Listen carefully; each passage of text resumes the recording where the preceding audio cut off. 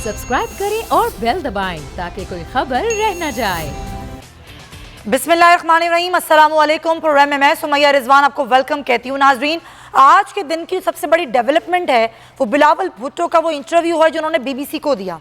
उस इंटरव्यू में उन्होंने मियां नवाज शरीफ के बयान से ना सिर्फ लाताल्लुक़ी का ऐलान किया बल्कि उनके जुमले हैं वो कुछ इस तरीके से हैं कि उन्होंने कहा कि जब गुजरावाला में उन्होंने मियां साहब की तकरीर सुनी और उसमें उन्होंने सरबराहान के नाम लिए फौजी इदारों के, तो उन्हें धचका लगा। वो एक्सपेक्ट नहीं कर रहे थे कि वो ऐसे नाम ले देंगे। उन्होंने कहा ना ही पीडीएम में ऐसी कोई चीज़ तय हुई, ना एपीसी के एजेंडे में ऐसी कोई चीज़ शामिल थी। और ख़ास तौर पे जब ये बात तय हो रही थी कि पीडीएम का एजेंडा क्या होगा, तो उसमें सिर्फ ये बात तय हुई थी कि इदारों की बात कर लेंगे, इस्टेब्लिशमेंट का बोल देंगे, लेकिन ये बात नहीं तय हुई थी कि नाम लेंगे बराह रास्त।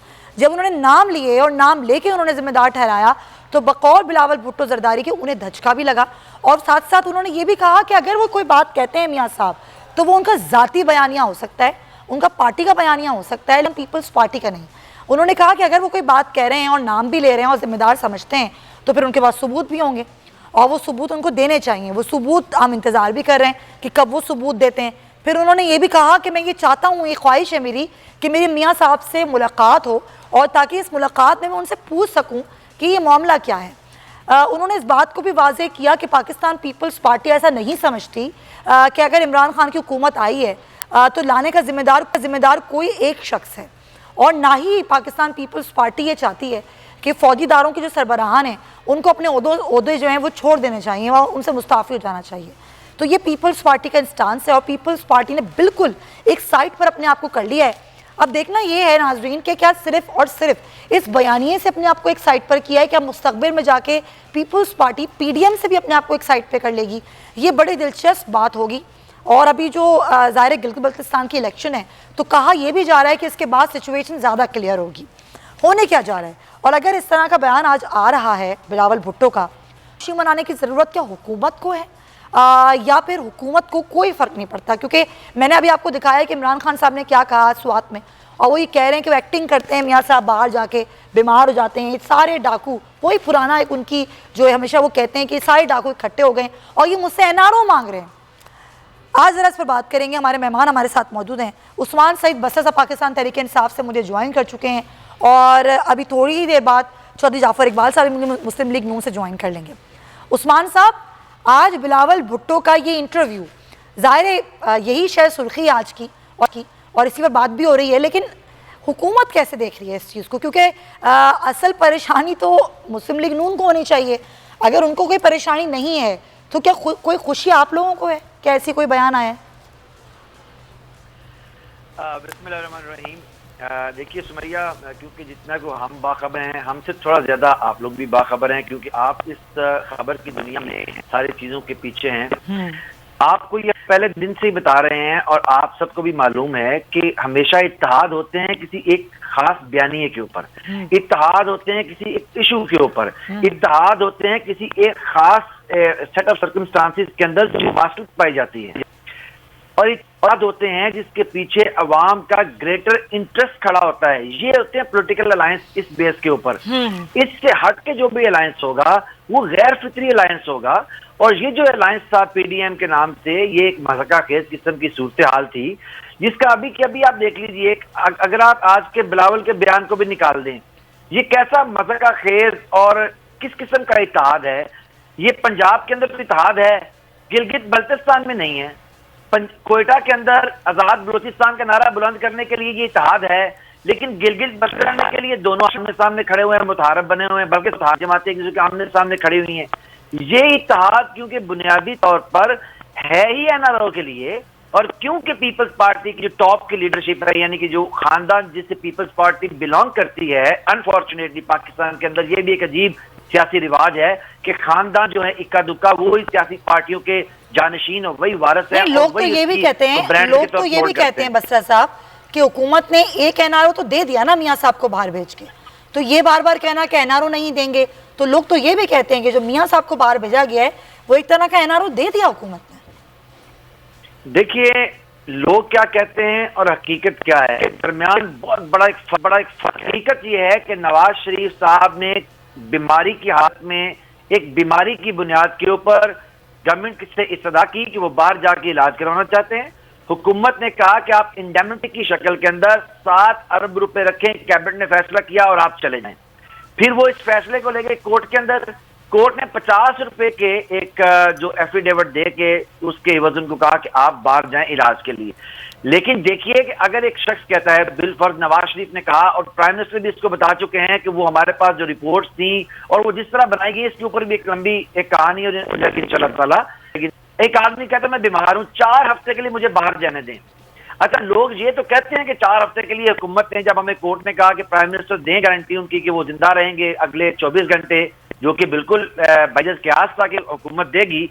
अब जब 4 हफ्ते के लिए गया नवाज शरीफ बाहर बैठ के रॉ का, नरेंद्र मोदी का, हिंदुस्तान का वो तो छोड़ देना। अभी तो जो आपने अभी बात की है ना कि जो रिपोर्ट्स बनाई गई वो भी एक अलग कहानी है।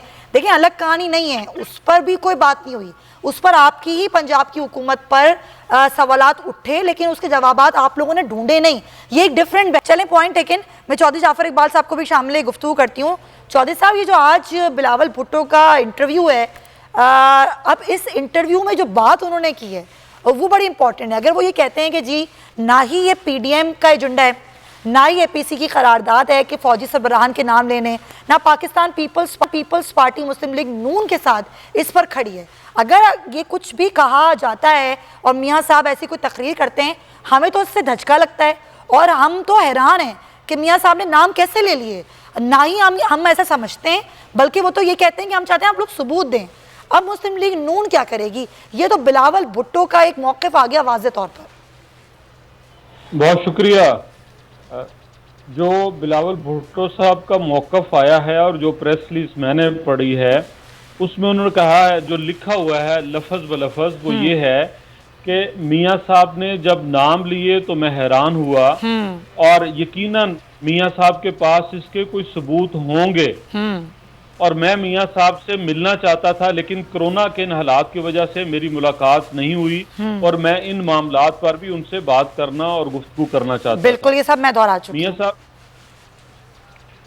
जी, तो उसमें ऐसी कोई बात नहीं। उन्होंने कहा कि जी कोई पीडीएम अलग हो चला है या खत्म हो गया है, ऐसी तो कोई बात मैंने भी नहीं कही, मैंने भी नहीं कही। सवाल जो मेरा, मैं समझा देती हूँ, सवाल मेरा ये था कि मियाँ साहब जब तकरीर कर रहे थे, ज़ाहिर पीडीएम के प्लेटफॉर्म से ही कर रहे थे, तो कोई मशवरा या कोई बातचीत नहीं हुई थी कि वो तकरीर करेंगे तो ये नाम ले देंगे? तो भैया देखें, मियाँ साहब ने गुफ्तगू की, उसके बाद अगला जलसा भी हुआ कराची में, वहाँ मरियम बीबी ने नाम लिए, उसके बाद कोयटा में हुआ, फिर नाम लिए, बात हुई। और सिर्फ हम नहीं चलें, हुकूमत ने ये कहा कि नहीं चलनी चाहिए, जबकि बाकी चैनल्स ने उस वक्त जो एपीसी की पहली तकरीर थी चलाई और पीटीवी ना चलाई। इन सारी चीज़ों को छोड़ के सारे पीटीआई के अहबाब और जिन अहबाब के नाम लिए गए वो उन्होंने सारी तकरीरें मियाँ साहब की सुनी, पाकिस्तान के बच्चे बच्चे ने सुनी और सवाल बड़े वैलिड हैं। जिस तरह जो है उनका जवाब कोई दे या जवाब आना चाहिए वो कोई नहीं देता। ये पूछते हैं जी मियाँ साहब ने क्यों नाम लिया? मियाँ साहब ने इसलिए नाम लिया कि ये एक हकीकत है और इमरान खान साहब अगर उनकी 20-22 वीडियोस बकौल lieutenant general retired Shoaib Amjad Dar साहब के, वो जो जब पुराना इमरान खान था अब तो नया इमरान खान है और नए से भी अब नया इमरान खान बनने जा रहे हैं, वो जितनी तकारीर हैं वो सुने तो उसमें इससे ज्यादा बातें कही गई। लेकिन देखें, अभी आपने एक बात कही, मैं आप ही की बात को आगे बढ़ाऊं। आपने कहा जब मियाँ साहब ने ये बात कही और तकरीर की तो वो ऐसे ही नहीं की, उनके पास ज़ाहिर सबूत है। यही बात बिलावल भुट्टो ने भी कही कि अगर वो कोई बात कह रहे हैं और वो बाकायदा नाम लेके कह रहे हैं तो यकीनन उनके पास कोई ना कोई ठोस सबूत तो होंगे। तो वो सबूत कब दिखाएंगे? और ये हम वेट कर रहे हैं। ये वो लोग हैं जिनका आपके साथ इत्तेहाद है, ये इत्तेहादी जमात मुतालबा कर रही है, ना ही ये मुतालबा हुकूमत कर रही है और ना ही कोई और कर रहा है। दिखाता हूँ, हाँ जी, सबूत मैं आपको दिखाता हूँ। आप दिखाएंगे? आप दिखाएंगे सबूत? मैं अभी जी मैं दिखाता हूँ ना। वो तो मियाँ साहब ने नाम लिया है ना, वो तो मियाँ साहब को दिखाने चाहिए। आप कैसे दिखाएंगे? मैं मियाँ नवाज शरीफ का नुमाइंदा हूँ, हाँ, पाकिस्तान का शहरी हूँ, हाँ, और रियासत पाकिस्तान की बुनियादी इकाई हूँ। रियासत पाकिस्तान के तमाम इदारे मेरे खादिम हैं, वो मेरे खजाने से पैसा लेते हैं, मेरे खजाने से तनख्वाह लेते हैं और जो जो हकूक मैंने सरेंडर किए हैं उनके सामने वो पाबंद हैं उसके मुताबिक मेरी हिफाजत करने की, मेरे लिए इंसाफ फराहम करने की, मेरे लिए मईशत की बेहतरी करने की, मेरे लिए समाजी बेहतरी लाने की, मेरे लिए आप बिल्कुल सही कह रहे हैं कि ऐसा ही इदारा है जो इलेक्शन करवाता है, इलेक्शन कमीशन। वहां कितनी दरख्वास्तें दायर की जो आप कहते हैं धांधली हुई 18 में? जी जी, इलेक्शन कमीशन के पास कितनी दरख्वास्तें आप लोगों की तरफ से गई कि 18 में धांधली हुई है? मियां साहब ने जो बात की वो ये कहा कि जो इस्टेब्लिशमेंट है और इस्टेब्लिशमेंट में मिलिट्री इस्टेब्लिशमेंट वो पाकिस्तान के इंतखाबात में मुदाखलत करती है। ये नहीं और कहा आप उन्होंने, पाकिस्तान ये नहीं कहा उन्होंने, इस्टेब्लिशमेंट नहीं कहा उन्होंने सरबराहों के नाम लिए थे। यही तो बात बिलावल भुट्टो ने कही कि तय तो ये हुआ था कि हम इस्टेब्लिशमेंट कहेंगे, लेकिन उन्होंने तो बराह रास्त नाम ले लिए। अब अगर मुझे बात करने देंगे तो मैं उस तरफ आऊंगा, मेरा जी, हर जी। फिक्रा काट देंगे, मैं वो सारी बातें करूंगा जो आप नहीं चलाना चाहेंगे। अच्छा, सर जवेद बाजवा साहब ने हाँ, कहा था उन्होंने वतुइज़्ज़ु मन तशाअ, और ये भी कहा था कि हमने वोट के जरिए दुश्मन को शिकस्त दी। बता दें कि एक बावर्दी चीफ ऑफ आर्मी स्टाफ जब ये कहते हैं, क्या मीडिया पे ये नहीं चला? क्या मेजर जनरल आसिफ गफूर साहब डीजी ISPR जो थे, यूनिफॉर्म पहन के पिप्स एंड क्राउन लगा के ये नहीं कहते ये साल तब्दीली का साल है? क्या नई हुकूमत आ जाने के बाद मेजर जनरल आसिफ गफूर साहब दोबारा, शायद आप भी उस ब्रीफिंग में मौजूद हों, बुला के नहीं कहते कि मुस्बत रिपोर्टिंग करें, जरा मुस्बत माहौल दिखाएं? क्या आपके टीवी पे बैठ के lieutenant general retired Ghulam Mustafa साहब ये नहीं कहते, मेरे पास वीडियो है मैं भेजता हूं जरा चलाइए, कि कोर कमांडर्स कॉन्फ्रेंस में कोर कमांडर्स ने ये कहा कि ये नवाज शरीफ का कुछ करना पड़ेगा? ये एक रिटायर्ड लेफ्टिनेंट जनरल कहते हैं टीवी के ऊपर बैठ के।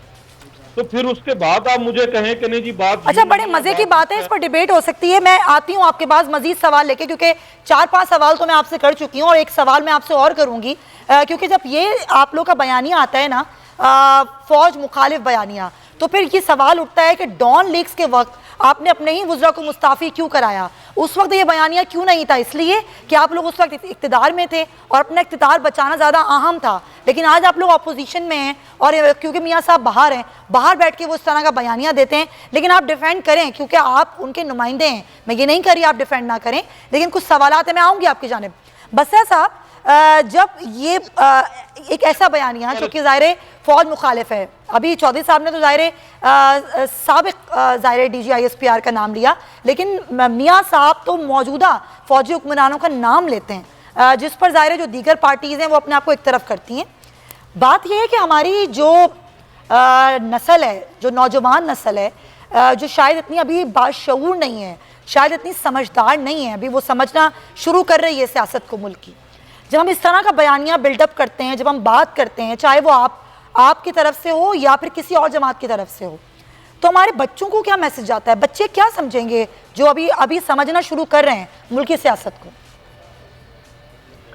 अच्छा सुमैया, क्योंकि आपने 12 मिनट हो रही थी तो वो भी मामला था, तो आपने बड़ी लंबी चर्चा में सर वो डिस्कशन में था, देखें टाइम तो मैं नहीं देख रही, वो डिस्कशन में कुछ सवालात मैंने कर लिए। मैं सुमैया, क्योंकि मैं टाइम देख रहा होता हूँ ताकि मैं समझ हूँ बराबरी का टाइम मिलना चाहिए। सही। देखिए, मैं सिर्फ चल से आपको 2-4 चीजें बड़ी इख्तिसार के साथ कहना। फौज के ऊपर आज ये हर्जा सराई कर रहे हैं, जिस फौज के ऊपर आज ये सियासत की तोहमत बांध रहे हैं, जिस फौज की आज ये तज़हीक कर रहे हैं, जिस फौजी सरबराह के मुतल्लक आज ये नाम ले के तो यहाँ पे वावेला मचा रहे हैं, पहले सबसे तो ये बताना जरूरी है कि उसी फौज की नर्सरी से ये पल क्या है। उसी फौज के गमले में लगाए गए बीज से नवाज शरीफ निकला, उसकी पार्टी निकली और उसने 3 दफा का इक़्तिदार जो है उसके ऊपर बराजमा रही।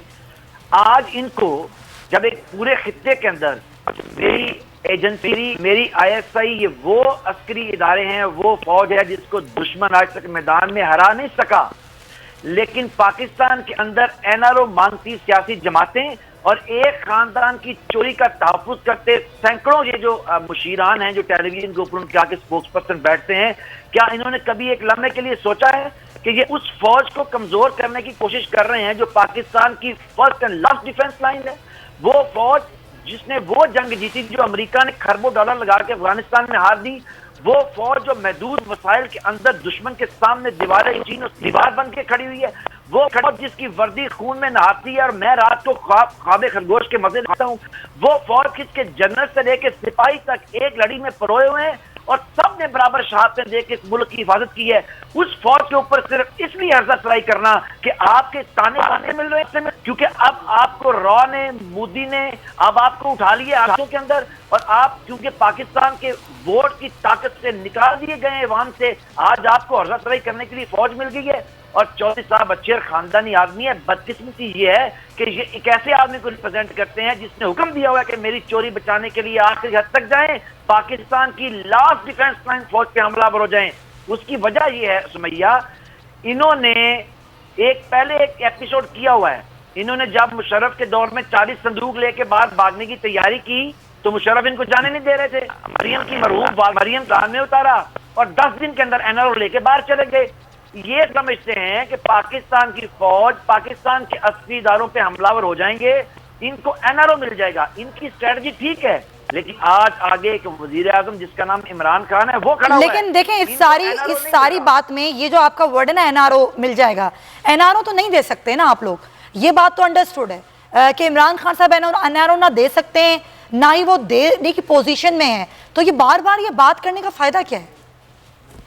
सुमैया देखिए, आज आपने ये बात की है, मैं पहले भी आपके शोज में आता हूं तो इस बात के ऊपर आज मुझे सिर्फ 2 मिनट दें, मैं इसको एक्सप्लेन करूं कि ये क्या मांगते हैं और किस तरह प्राइम मिनिस्टर से मांगते हैं। अच्छा देखिए, जब इनके केसेस हैं अदालत के अंदर, let me explain to the general people, आम लोगों को मैं समझाऊं। जब अदालत के अंदर केसेस हैं, वहां प्रोसिक्यूशन की सारी जो टीम खड़ी हुई है वो तो गवर्नमेंट की टीम होती है, उसके जो प्रोसिक्यूशन जनरल से लेके एडवोकेट जनरल से लेके नीचे सारी जो टीम है, अगर हुकूमत उन केसेस को प्रेस ना करे, यानी कि उसके ऊपर दबाव ना डाले, उसके अंदर एडजर्नमेंट ले, शहादत रिकॉर्ड ना करने दे, तो वो केस लटके रहते हैं और इवेंचुअली दाखिली दफ्तर हो जाते हैं। ये होता है अदालतों के जरिए डिलेइंग टैक्टिक्स इस्तेमाल करके हुकूमत के साथ मिलकर एनआरओ लेना। जिस तरह के जरदारी साहब को 13 साल नवाज शरीफ साहब ने पाबंदे सलासर रखा और अपनी लीगल टीम को कहा कि इनको रगड़ा दिए रखे, ना इनको बाहर आने दें ना इनको अंदर रहने दें, दरमियान में लटकाई रखे इनको। ये बिल्कुल ऐसा ही एनआरओ चाहते हैं। और एनआरओ की दूसरी जो इंपॉर्टेंट शिक है आपके सामने, जो चीजें सामने आई, वो जब हमने कौमी मुफाद का बिल FATF बिल जो बिल पेश किया हमने कौमी असम्बली के अंदर, इस मुतहदा ऑपरेशन बराए तहफ़्फ़ुज़ बदनवानी ने जो चीजें हमें लिख के दी, उसमें सबसे पहली बात ये थी कि 1990 से जो केस चले हुए हैं उनको खत्म कर दें। के अंदर उन्होंने लिख रहा कि सजा का तराक जो है वो उसको तब्दील कर दें। 35 शिकें हैं नैब की, 33 को बिल्कुल डिलीट ही कर दें। ये है वो एनआरओ जो। लेकिन देखिए नैब की कारकर्दगी पर सवालिया निशान तो है ना, सुप्रीम कोर्ट की जजमेंट वो सामने है, नैब ने अब तक जितनी गिरफ्तारियां की वो आपके सामने हैं, केसेस जितने हुए कुछ बंद हो गए, कुछ में जमानतें हो गई, तो नैब की कारकर्दगी, नैब की प्रोसिक्यूशन कितनी वीक है ये तो आप लोग भी जानते हैं, खुद इस पर कई वुज़रा बात कर चुके हैं, इस पर तो कोई दो राय नहीं है ना बसरा साहब। सुमैया, ये भी आपने बड़ा इंपॉर्टेंट क्वेश्चन किया है। देखिए, एक तो जो मुस्लिम लीग नून है ना जी, इसका एक, जैसे अभी आज प्राइम मिनिस्टर ने जलसे में कहा कि वजीर आजम जो होता है वो कौम के एक बाप की तरह है और वो तरबियत करता है कौम की। 3 दफा इस मुल्क में बदकिस्मती से ऐसा वजीर आजम रहा है जिसका झूठ वतीरा रहा है, जिसने सुप्रीम कोर्ट में झूठ बोला, पार्लियामान में झूठ बोला, लोगों में झूठ बोला, कौम से झूठ बोला, अल्लाह के 99 नामों के नीचे झूठ बोला, कैलबरी फंड से लेके जाली ट्रस्ट जी तक जमा करवाई। नीयत ये है कि झूठ बोले शिद्दत से ताकि वो सवाल शुरू कर दे। सुप्रीम कोर्ट से कोई जजमेंट नहीं आई जो कह रही है कि नहीं की कारकर्दगी ठीक नहीं है। ऑब्जर्वेशन आई है एक फैसले के अंदर, और उसके अंदर भी चौधरी साहब आपके हंसी अभी टाइम नहीं है आपके हंसने का, उस जजमेंट के अंदर भी जो जिसको ये कोर्ट करते हैं, 2 जजेस ने इख्तिलाफी नोट लिखे हैं, लेकिन फैसला जो है प्रेडोमिनेंटली वो जिन जजेस का है, फैसला जो प्रिवेल कर रहा है, उसके बावजूद नैब की कारकर्दगी सामने है। बस ऐसा पॉइंट टेकन, अब तो मैंने आपको काफी टाइम दिया, अब आपको शिकायत नहीं होनी चाहिए। चौधरी साहब, एक तो वो सवाल जो मैंने आपसे पहले किया, दूसरा सवाल ये कि जब आज आप लोग कहते हैं 2018 के इलेक्शन मैनिपुलेटेड थे, धांधलीज़दा थे, ये सिलेक्टेड हुकूमत है, तो फिर 13 के इलेक्शन को आप लोग ऐसा क्यों नहीं कहते? 2008 के इलेक्शंस को आप लोग ऐसा क्यों नहीं कहते? फिर आपको पहले के इलेक्शन को भी कहना चाहिए कि हम जो आए थे तो हम भी सिलेक्टेड थे, हम भी ऐसे नहीं आते, क्योंकि यहाँ पर तो होता ही ऐसे ही है। ये जो पैगाम दिया जाता है वो क्या सही दिया जाता है, खासतौर पे दुनिया भर को, नौजवान नस्ल को हमारी, कि हमारे मुल्क में तो ये सब कुछ होता है जी? जी मियाँ, बहुत शुक्रिया। पहली बात, आपने जो आखिरी सवाल छोड़ा था कि हमारे होते हुए डॉन लीग्स की जब बात हुई तो वुज़रा से इस्तीफ़ा क्यों लिया गया। एक हाईएस्ट फोरम पे बात हुई जो इन कैमरा थी और वो किसी तरीके से आगे पहुंची। बात जो भी हुई वज़ीर आज़म ऑफिस में हुई, वज़ीर आज़म के सेक्रेटरीट में हुई और पाकिस्तान के मुख्तलिफ इदारों की उस मीटिंग की हुई, वो बाहर नहीं जानी चाहिए थी। उसके ऊपर बतौर वज़ीर आज़म जो कार्रवाई करनी चाहिए थी वो कार्रवाई की गई। उस कार्रवाई का दूसरा हिस्सा था कि एक हाजिर सर्विस सरकारी मुलाजिम वज़ीर आज़म के उस ट्वीट को DGI SPR वो कहते हैं जी ट्वीट रिजेक्टेड, और फिर वो बुला के उन्हें कहना पड़ा कि नहीं जी वज़ीर आज़म ऑफिस है और हम ये बात और ये अल्फाज और ये ट्वीट वापस लेते हैं। ये भी उसी डॉन लीग्स का एक हिस्सा है। अब मैं आऊँ अपने भाई मासूम एक चीज ऐड कर दूं, आप फिर आइए एक चीज ऐड कर दूं। देखें, मैं सुन लेती हूँ ना, एक चीज ऐड कर दूं, ये बात निकल जाएगी। यानी कि आपने कहा बतौर वजीर आजम जो उनका फर्ज था वो उन्होंने किया, यानी कि मियां साहब समझते थे कि वजीर आजम जब वो मुल्क के हैं तो उनको क्या करना चाहिए। अगर आज वो वजीर आजम नहीं है और वो जो हल्फ लिया था तो आज उनका कोई फर्ज नहीं बनता क्या कहना चाहिए और क्या नहीं करना चाहिए। ये मैं आके जवाब आपसे लूंगी ब्रेक के बाद। आके यहाँ पर एक ब्रेक शामिल करेंगे, वापस आएंगे और चौधरी साहब से उनकी बात को कंटिन्यू करेंगे और इस सवाल का जवाब भी मैं उनसे लूंगी। स्टे विद अस।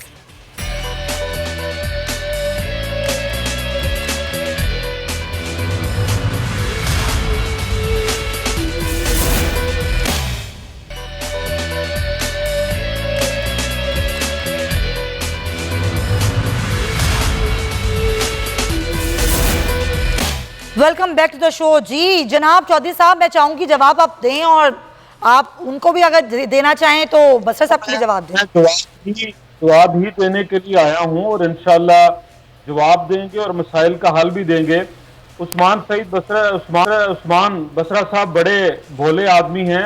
अच्छा। मियां नवाज शरीफ ने भी चंद लोगों के नाम लिए और मैंने भी पाक फौज या दूसरे इदारों में से चंद लोगों के नाम लिए, कुछ हाजिर हैं कुछ रिटायर हैं। लेकिन बसरा साहब का जुमला है कि इसी फौज की नर्सरी से पल कर आए नवाज शरीफ। इसका मतलब है ये ब्लेम फौज को दे रहे हैं कि फौज नर्सरी है सियासतदानों को पालने की। महदूद वसाइल से, यकीनन मेरे वसाइल भी महदूद हैं मुल्क के, लेकिन इसके बावजूद अल्हम्दुलिल्लाह अपने मुल्क के दिफा के लिए, कोई किसी एहसान के लिए नहीं, मैं अपने खजाने से अपने मुल्क की ज़रूरियात, अवाम की बुनियादी ज़रूरियात को पीछे रख के उसके को पेश नज़र रखते हुए अपने मुल्क की दिफा को, मियां नवाज शरीफ ने 325 अरब से 925 अरब और 900 अरब तक लेके गए दिफाई बजट इस मुल्क का। और अल्हम्दुलिल्लाह अगली बात की कि हम राह और मोदी का एजेंडा लेकर चल रहे हैं। भाई आपने कहा था मोदी इलेक्शन जीत जाए तो मसाइल हल हो जाएंगे। आप मोदी को कॉलें करते थे, आप इंडिया में गए तब भी आप बड़े चाव और बड़े शौक से मिले। और अगर हम ये बात करें कि इस मुल्क के अंदर आइन जो है वो बालादस्त होना चाहिए और इसको आप उस अंदाज में पेश करें तो आपकी अपनी मर्जी है। फिर अगली मिसाल दी। अच्छा, आइन की बालादस्ती के लिए 3 बार वजीर आजम रहने वाले नवाज शरीफ ने कितना काम किया या आप लोगों ने कितना काम किया? इलेक्शन रिफॉर्म पर आप तमाम जमातों ने कितना काम किया कि 2023 में ये मामला ना उठे? जवाब दूंगा, सुन लीजिए। इन्होंने कहा मुशर्रफ के दौर में, मुशर्रफ का दौर वही दौर है जब मेरे वजीर आज़म हाउस की दीवारें फैलाई गई, तब आइन को मुअत्तल किया गया, जब जजेस और मीडिया को जो है वो पांव तले रोंदा गया, जब मुल्क के अंदर इमरजेंसी लगाई गई, जब सेनेट को मुअत्तल किया गया और आइन की बालादस्ती के लिए परवेज मुशर्रफ साबिक आर्मी जो इस मुल्क का डिक्टेटर बना, उसके खिलाफ मुकदमा मियां नवाज शरीफ की हुकूमत ने चलाया और पाकिस्तान की अदालत ने उसे 3 दिन तक लटकाने के लिए कहा। वो आइन की बहाली और आइन की बालादस्ती। और जाने किसने दिया? आपकी तो हुकूमत ने जाने दिया। जजेस की बहाली वो भी मियां नवाज शरीफ ने की। और ये सर चीज को पूरा कर लेना, परवेज मुशर्रफ साहब को जाने किसने दिया? सवालों का जवाब सुन ले। बसरा साहब कह रहे हैं कि आज क्योंकि वजीर आजम इमरान खान है, और अगली बात जोड़ी कि हम इनसे क्यों एनआरओ मांगते हैं, उसका जवाब इन्होंने दिया कि क्योंकि प्रोसिक्यूशन हुकूमत के हाथ में है, तो तभी अल्लाह भला करे उस्मान सईद बसरा साहब का कि इस्लामाबाद की एक अदालत उस वजीर आजम को जो स्टेज पे खड़ा होकर कहता है वजीर आजम हाउस का गिराव कर लो, वहां पहुंच जाओ, यहाँ पहुंच जाओ, और आरिफ अलवी साहब मौजूदा सदर पैगाम देते हैं कि हमारे लोग पीटीवी पहुंच गए, अदालत जो है उसने बरी कर दिया, सुभान अल्लाह। प्रोसिक्यूशन का कमाल है, ये एडमिट किया उस्मान। मेरे आपने दोनों सवालों का जवाब नहीं दिया चौधरी साहब, टाइम खत्म हो रहा है। मैंने दोनों सवाल आपके सामने रखे, आपने एक सवाल का जवाब भी नहीं दिया मेरे। इन्होंने कहा कि वजीर आजम कौम का बाप। सर आप मेरे सवाल का जवाब देने आए या उनकी बातों का जवाब देने आए? चौधरी साहब इतना टाइम थोड़ी होता है शो का। चौधरी साहब इतना टाइम नहीं होता, शो खत्म हो जाएगा, जवाब दे दें। शो खत्म हो जाएगा चौधरी जाफर इकबाल साहब, शो का इतना टाइम नहीं होता। मियां नवाज शरीफ अपने हलफ की पासदारी कर रहे हैं। मियां नवाज शरीफ ये पूछ रहे हैं कि जो मुल्क 2013 से 2018 तक जिसमें मैंने आपसे दो सवाल किए, मैंने पूछा 3 दफा वजीर आजम रहे मियां साहब, क्या किया उन्होंने इलेक्शन रिफॉर्म पर, धांधली के इल्जामात पर, जो तहफ़्फ़ुज़ात मुख्तलिफ पार्टीज लगाती हैं उस पर क्या काम किया, जब 2013 में थे जब क्या काम किया, आज अपोजिशन में है तो आज क्या काम किया, उससे पहले क्या काम किया, परवेज़ मुशर्रफ को आपकी हुकूमत ने कैसे जाने दिया, आप इसका भी जवाब दे दें। कहा कि शरीफ ने की बात करने में ये रिकॉर्ड पे मौजूद है। परवेज की तरफ किसने किया?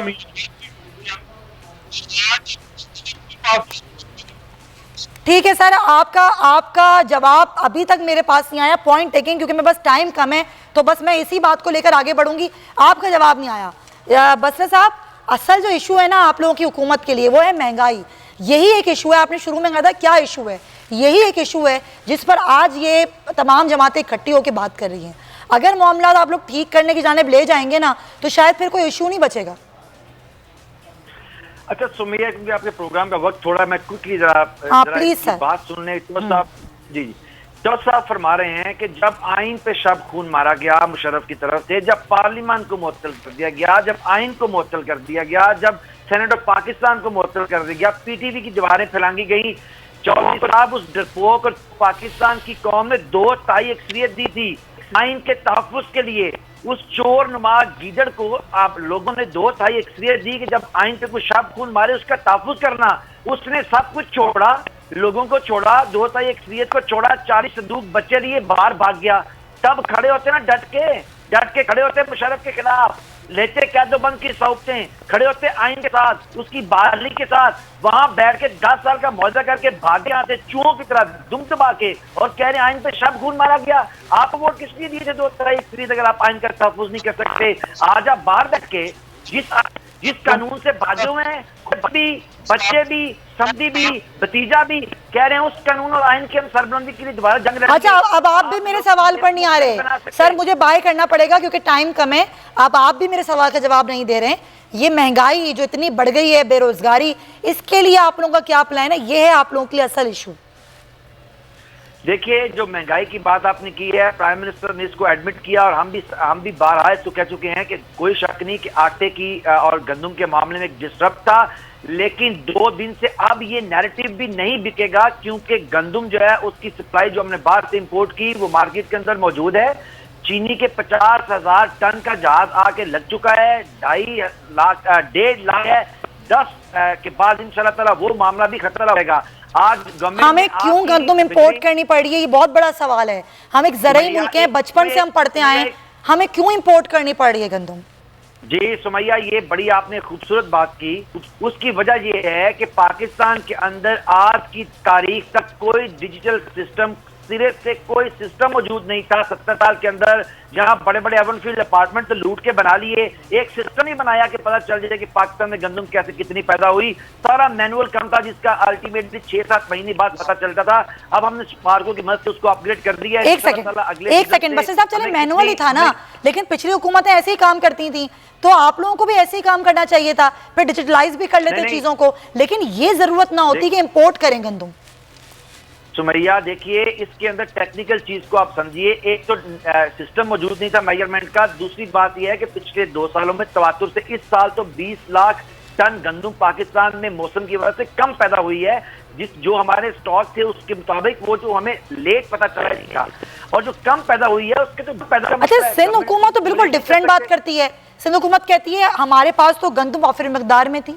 ये तो पंजाब की वफाक की जिम्मेदारी थी कि वो सही तरीके से चीजों को लेकर चलते तो मामला खराब ही नहीं होते। मामला तो किए पंजाब ने खराब है। सुमैया, अगर तो आप सिंध हुकूमत जैसी एक क्लाउन गवर्नमेंट को यहाँ कोट करेंगी, यानी कि अगर उनके पास वाफर गंदुम है, सर अब वो कराची में रहती है, हुकूमत तो है ना उनकी सूबे में, ये आपका मौक़िफ़ हो सकता है लेकिन वो सिंध हुकूमत में है सर, ऐसे आप कैसे कह सकते हैं? उनसे आपने मैं साबित करता हूँ कैसे क्लाउन गवर्नमेंट है।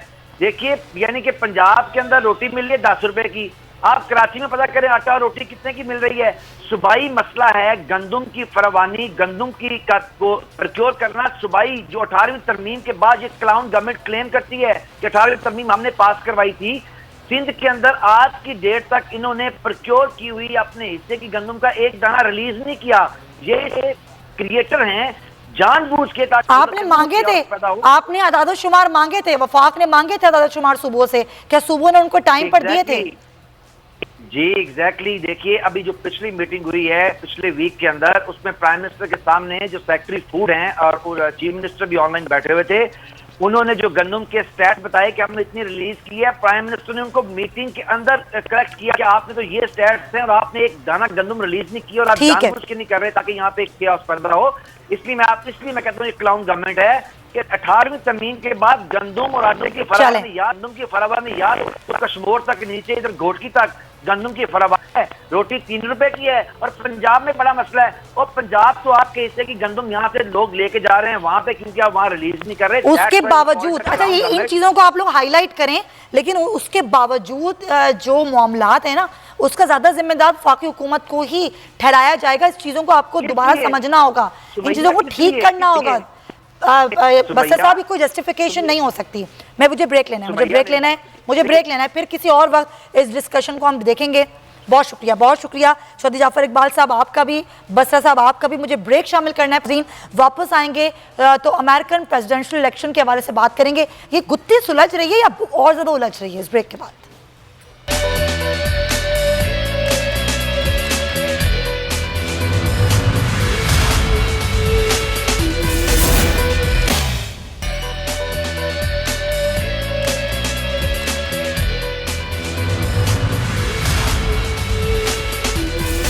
Welcome back to the show. Program के इस आखिरी हिस्से में अमेरिकन सदारती इलेक्शन की बात करना इसलिए ज़रूरी है क्योंकि ये कुछ काफ़ी दिलचस्प हो गए हैं इलेक्शन इस दफ़ा के, क्योंकि बाइडन जो कि सिर्फ 6 वोटों की दूरी पर हैं, लेकिन इन इलेक्शंस में धांधली के इल्ज़ामात लग रहे हैं।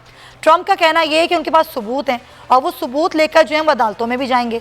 मज़े की बात यह कि एक तरफ तो बाइडन 6 वोटों की दूरी पर हैं, लेकिन शुमाली कैरोलिना, नेवाडा, पेंसिल्वेनिया और जॉर्जिया ये वो रियासतें हैं जहाँ पर वोटों की गिनती अभी भी जारी है। और ये भी कहा जा रहा है कि पासा पलट सकता है अगर यहाँ के रिजल्ट आएंगे। इसी पर बात करने के लिए मेरे साथ मौजूद हैं चीफ न्यूज़ ऑफिसर, सीनियर सहाफ़ी तजियाकार फैसल अजीज़ खान साहब, जो कि अमरीका में मौजूद हैं, उन्होंने इलेक्शन को कवर भी किया है। फैसल साहब, ये बड़े दिलचस्प हैं इलेक्शन, क्योंकि धांधली के इल्ज़ामात लग रहे हैं, कुछ देसी टच भी है इन इलेक्शंस में।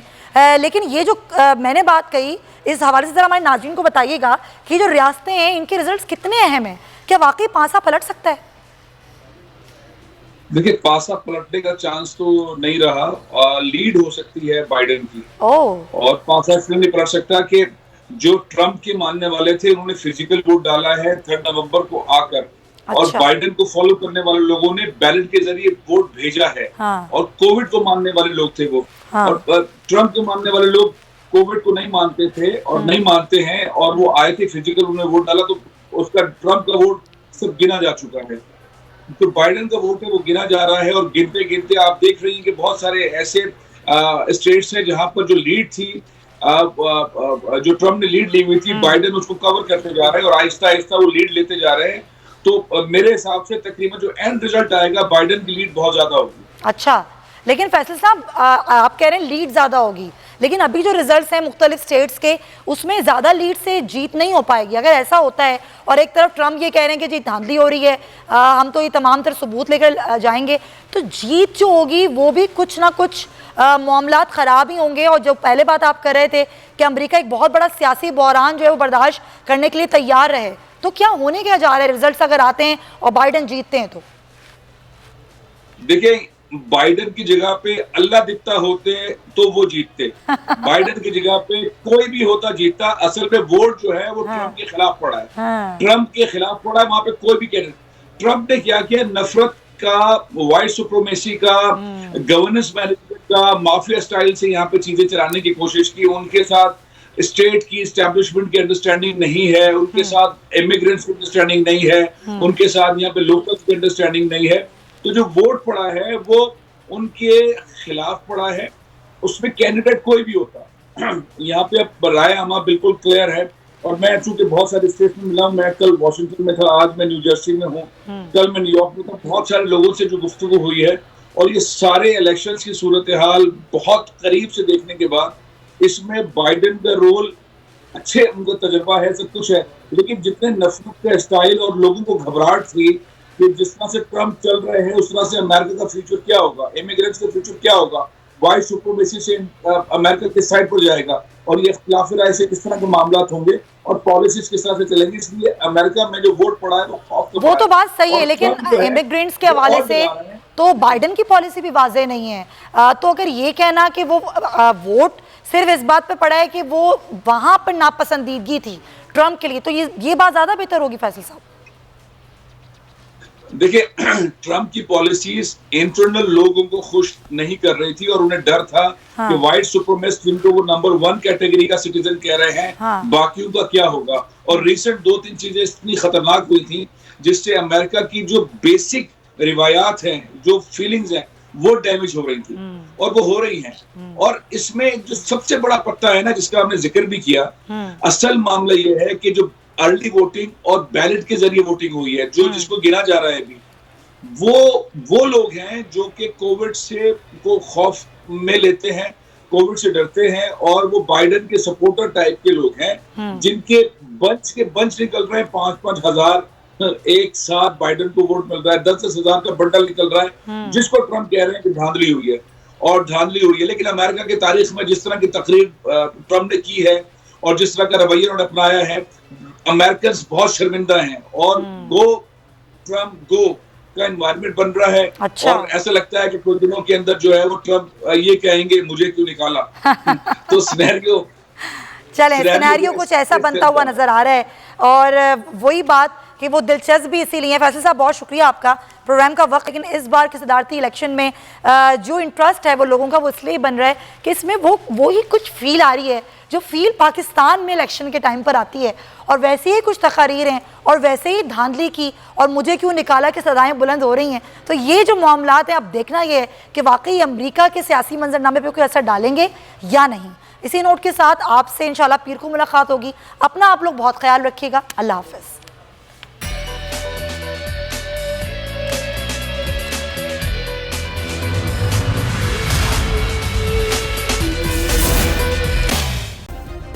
सब्सक्राइब करें और बेल दबाएं ताकि कोई खबर रह न जाए।